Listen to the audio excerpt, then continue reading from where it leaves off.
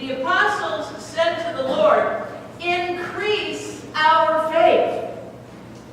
The Lord replied, "If you had faith the size of a mustard seed, you could say to this mulberry tree, 'Be uprooted and planted in the sea,' and it would obey you." That was the Luke passage. There was a little more to it, but you don't need it,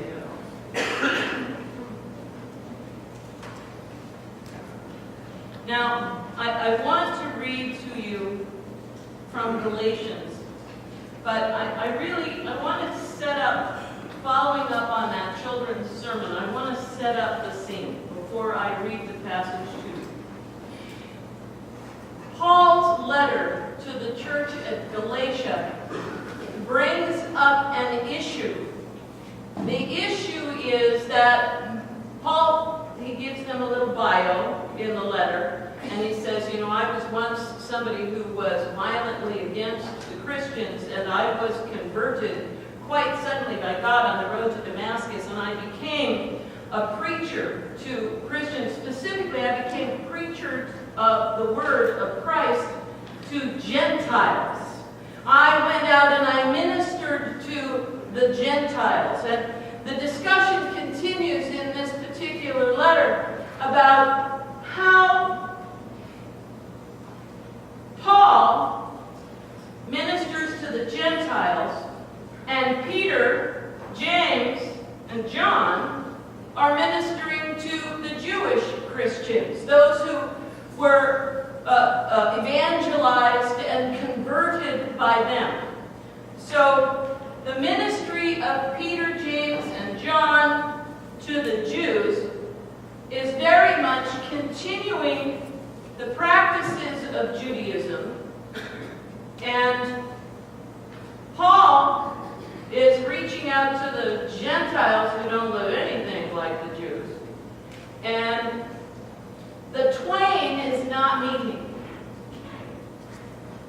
Peter, in the book of Acts, had an encounter with Cornelius and discovered that, in fact, it is okay for Gentiles to be Christians. It is okay for Gentiles to believe in Jesus Christ. It is okay. And even though they don't practice the same laws and they don't practice the same food management customs as the Jews, they can keep company. And Peter had an experience with Cornelius where he actually sat down with Cornelius and ate with Cornelius, which was usually something the Jews didn't do because the Gentiles didn't keep kosher. Okay?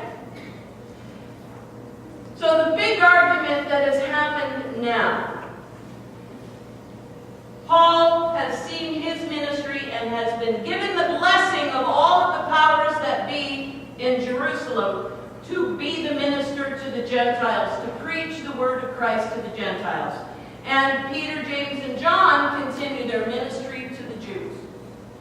But what has happened is Peter has been sent to Paul to talk about the fact that really the Gentiles just can't be Christians until they are willing to become Jews first. And how do you do that? It's like getting brown eyes if they're blue. It's surgical. Do we know where I'm going with this? If you are going to be a Jewish Christian, then you must be circumcised. And Paul is saying, well, that's ridiculous, because that's legalism. That is saying that you have to do this thing, you have to do this legalistic thing, you have to do this practice, you have to eat this food this way, you have to do this dance in order to be Christian, and he says that ain't it. That's not what makes you a Christian. So I'm going to read to you from a little earlier than what I planned on. Verse 11, chapter 2 of Galatians. Cephas, that's Peter's name. Peter came to Antioch. And Paul says, I opposed him to his face, because he stood self-condemned.